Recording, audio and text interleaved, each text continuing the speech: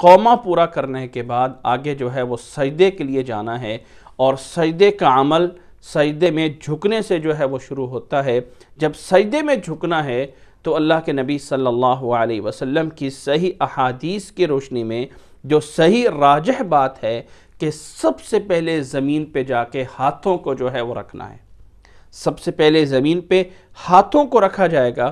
حضرت ابو ہریرہ رضی اللہ تعالیٰ عنہ بیان فرماتے ہیں کہ رسول اللہ صلی اللہ علیہ وسلم نے فرمایا اذا سجد احدکم فلا یبرک کما یبرک البعیر ولیضع یدیہ قبل رکبتیہ۔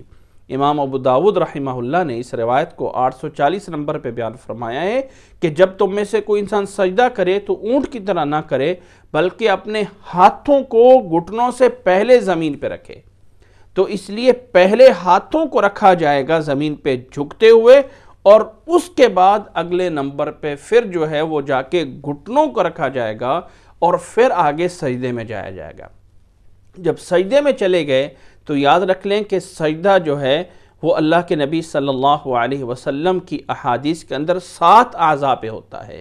حضرت عبداللہ بن عباس رضی اللہ تعالیٰ عنہ بیان فرماتے ہیں کہ رسول اللہ صلی اللہ علیہ وسلم نے فرمایا ہے امرت ان اسجد علی 7 اعظم علی الجبہہ واشار بیدہ علی انفہ والیدین والرکبتین واطراف القدمین۔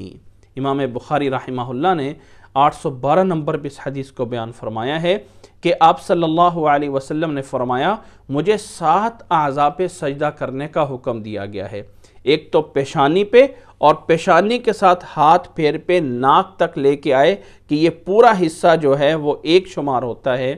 اسی طرح ماتھا اور ناک ایک چیز ہو گئے، دونوں ہاتھ جو ہے یہ 3 ہو گئے، والرکبتین، اور اسی طرح دونوں گھٹنے یہ جو ہے وہ 5 ہو گئے، واطراف القدمین، اور پاؤں کی انگلیاں دونوں جو ہے دونوں پاؤں کی ملا کے اس طرح کر کے 7 اعضاء کو زمین پہ سجدے میں پوری طرح لگانا، یہ اللہ کے نبی صلی اللہ علیہ وسلم کا سجدہ ہے۔ اور اس سجدے کے اندر جب یہ ان ہاتھوں کو زمین پہ رکھنا ہے تو جیسے اللہ اکبر کہتے ہوئے ہاتھوں کو کانوں کے برابر کیا تھا یا ہاتھوں کو کندھوں کے برابر اٹھایا تھا، اسی طرح سجدے کے اندر ان ہاتھوں کو کانوں کے برابر بھی زمین پہ رکھ سکتے ہیں، اور ان ہاتھوں کو کندھوں کے برابر بھی زمین پہ رکھ سکتے ہیں۔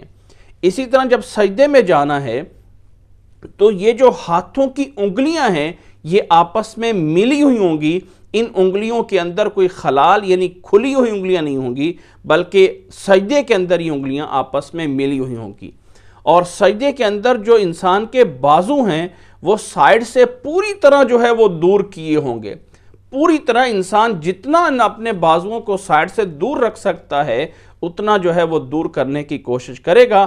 ہاں جب انسان جماعت میں نماز پڑھ رہا ہے تو سائیڈ والوں کا خیال رکھے گا، جتنا انسان کر سکتا ہے اتنا ہی کرے گا، لیکن جب اکیلا نماز پڑھ رہا ہے تو اپنے ان ہاتھوں کی انگلیوں کو قبلے کے رخ ہوتے ہوئے اپنے بازوؤں کو جتنا کھول سکتا ہے حتی الامکان اتنا جو ہے وہ کھولے گا۔ اسی طرح پیٹ اور ران کو آپس میں جدا کرے گا، پیٹ اور ران آپس میں ملے نہیں ہوگے بلکہ پیٹ کو اوپر جو ہے وہ اٹھایا ہوگا، اور اسی طرح ان دونوں بازوؤں کو زمین سے بھی اٹھایا ہوگا۔ بازو زمین سے بھی بلند ہے، اور ایسے ہی انسان کے ساتھ بھی اس نے چسپا نہیں کیا ہوا، اس سے بھی دور کیا ہوا ہے، اور رانوں سے پیٹ کو بھی الگ کیا ہوا ہے، اور پیچھے پاؤں کی جو انگلیاں ہیں انہیں دبا کر قبلے کی طرف جو ہے وہ کیا ہوا ہوگا، اور آپس میں ایڑیوں کو جو ہے وہ ملایا جائے گا۔ یہ ہے اللہ کے نبی صلی اللہ علیہ وسلم کے سجدہ کرنے کا طریقہ۔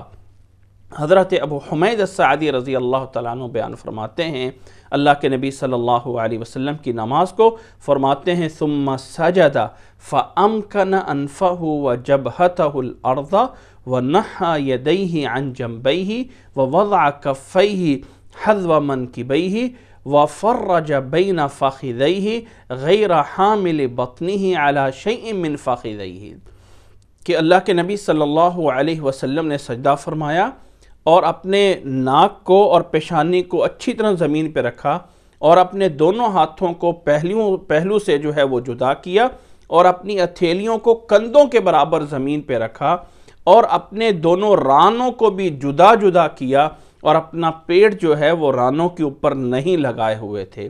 اسی طرح ایک روایت میں امام بخاری رحمہ اللہ کے ہاں یہ بھی الفاظ موجود ہیں کہ فَإِذَا سَجَدَ وَضَعَ يَدَيْهِ غَيْرَ مُفْتَرِشٍ وَلَا قَابِضْهُمَا وَاسْتَقْبَلَ بِأَطْرَافِ أَصَابِعِ رِجْلَيْهِ الْقِبْلَةِ کہ اللہ کے نبی صلی اللہ علیہ وسلم جب سجدے میں جاتے تو اپنے بازو زمین سے اٹھائے ہوئے ہوتے تھے اور اپنے پاؤں کی انگلیوں کو قبلے کے رخ جو ہے وہ کیے ہوتے تھے۔ اس طرح کر کے سجدہ کرنا ہے۔ اور حضرت عائشہ رضی اللہ تعالیٰ عنہ کی ایک روایت فرماتی ہیں کہ فقدت رسول اللہ صلی اللہ علیہ وسلم لیلة من الفراش فالتمسته فوقعت يدي على بطن قدميه وهو في المسجد وهما منصوبتان وهو يقول اللهم أعوذ برضاك من سخطك وفي رواية فوجدته ساجدا راسا عقبيه مستقبلا بأطراف أصابعه للقبلة۔ فرماتی ہیں کہ ایک رات میں نے اپنے ساتھ اللہ کے نبی صلی اللہ علیہ وسلم کو اندھیرے میں نہ پایا، نہیں لیٹے ہوئے تھے، تو میں نے ہاتھ مار کے ادھر ادھر آپ صلی اللہ علیہ وسلم کو تلاش کرنا چاہا تو آپ صلی اللہ علیہ وسلم رات کی نماز پڑھ رہے تھے۔ میرے ہاتھ آپ صلی اللہ علیہ وسلم کے پاؤں کے اوپر جا کے پڑے۔ آپ صلی اللہ علیہ وسلم سجدے میں تھے اور سجدے میں یہ دعا پڑھ رہے تھے اللہم انی اعوذ برضاک من سخطک، اور آپ صلی اللہ علیہ وسلم کے پاؤں دونوں سجدے میں کھڑے ہوئے تھے اور ایڑیاں آپس میں ملائی ہوئی تھی، اس کے اوپر میرا جا کے ہاتھ لگا اور انگلیوں کو دبا کر قبلے کی طرف جو ہے وہ کیا ہوا تھا۔ تو سجدے کے اندر یہ چیزیں یاد رکھیں۔ نمبر 1، 7 اعضاء پورے کے پورے سجدے پہ لگانے ہیں۔ نمبر 2، ہاتھوں کو کانوں کے برابر یا کندھوں کے برابر اٹھا سکتے ہیں۔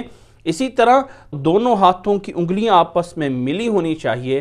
اسی طرح دونوں بازو سائیڈ سے جتنی انسان کوشش کر سکتا ہے اتنا دور رکھے، سوائے جماعت کی نماز میں کہ اس میں انسان احتیاط کرے۔ اسی طرح دونوں بازوں کو زمین سے بھی اٹھایا ہوا ہو اور پیٹ کو رانوں سے جدا کیا ہو، اور پاؤں کی انگلیاں جو ہے وہ قبلے رخ ہوں، اور اسی طرح پاؤں کی جو ایڑیاں ہیں وہ آپس میں ملی ہونی چاہیے، پورے پاؤں آپس میں ملے ہوں اور ایڑیاں جو ہیں وہ بھی ملی ہوں اور انگلیاں قبلے رکھ ہوں۔ یہ ہے اللہ کے نبی صلی اللہ علیہ وسلم کے سجدے کا طریقہ۔ اور اللہ کے نبی صلی اللہ علیہ وسلم جب اس طرح سجدہ فرماتے ہیں تو آپ صلی اللہ علیہ وسلم رحمت للعالمین تمام انسانیت کے لیے جو ہے وہ نقش قدم ہے۔ آپ صلی اللہ علیہ وسلم کے نقش قدم پہ چلنا ہر مرد اور ہر عورت کے لیے ضروری ہے۔ تو آپ صلی اللہ علیہ وسلم کی نماز، اسی طرح سجدے میں مرد اور عورت کی نماز کا کوئی فرق نہیں ہے۔ جیسے سجدہ کرنے کا حکم مرد کو ہے، سیم اسی طریقے سے ہی عورت بھی اسی طرح ہی سجدہ کرے گی۔ جب اس طرح سجدہ کر لیا تو اب سجدے کی دعائیں ہیں۔ اللہ کے نبی صلی اللہ علیہ وسلم سے مشہور دعا جسے امام مسلم رحمہ اللہ نے بیان فرمایا ہے کہ آپ سجدے میں سبحان ربی الاعلیٰ پڑھتے تھے، کم از کم 3 بار، زیادہ جو ہے جتنی دیر انسان سجدے میں رہنا چاہے اتنی بار پڑھ سکتا ہے۔ اسی طرح متفقون علیہ روایت میں آپ صلی اللہ علیہ وسلم یہ دعا بھی پڑھتے تھے سبحانک اللہم ربنا وبحمدک اللہم اغفر لی۔ اسی طرح یہ دعا بھی سجدے میں پڑھتے تھے سبوح قدوس رب الملائکۃ والروح۔ اسی طرح یہ دعا بھی سجدے میں ثابت ہے کہ سبحان ذی الجبروت والملکوت والکبریاء والعظمہ۔ اسی طرح یہ دعا بھی مسلم میں ثابت ہے اللہم اغفر لی ذنبی کلہ دقہ وجلہ وأولہ وآخرہ وعلانیتہ وسرہ۔ اسی طرح یہ بھی اللہ کے نبی صلی اللہ علیہ وسلم سے دعا ثابت ہے اللہم لک سجدت وبک آمنت ولک اسلمت سجد وجہی للذی خلقہ وصورہ وشق سمعہ وبصرہ تبارک اللہ احسن الخالقین۔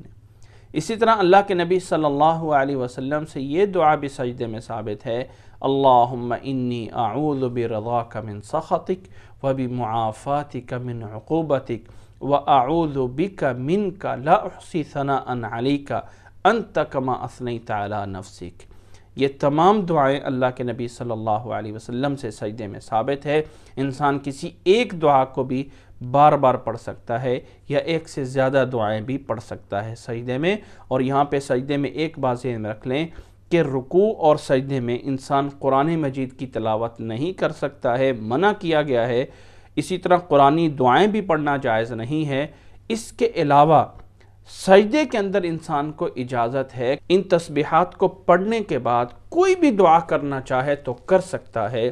امام مسلم رحمہ اللہ نے اللہ کے نبی صلی اللہ علیہ وسلم سے یہ حدیث نقل کی ہے کہ اقرب ما یکون العبد من ربہ وہو ساجد فاکثر الدعاء، کہ بندہ سب سے قریب اپنے رب کے اس وقت ہوتا ہے جب سجدے میں ہوتا ہے، لہذا سجدے میں کثرت سے دعا کرو۔